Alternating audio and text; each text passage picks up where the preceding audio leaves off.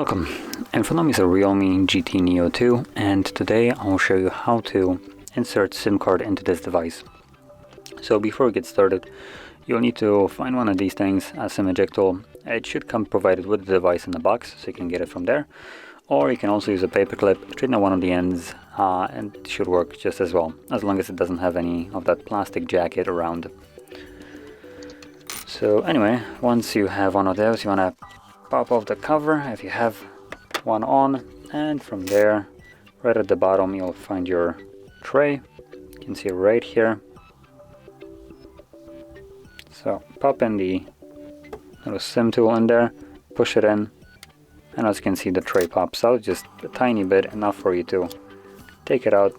And on the tray you have space for two different SIM cards on either side. There is no SD expansion slot, so that's a shame. But yeah, you can pop in your SIM card on either side, it doesn't really matter which one, or you can just use both of them.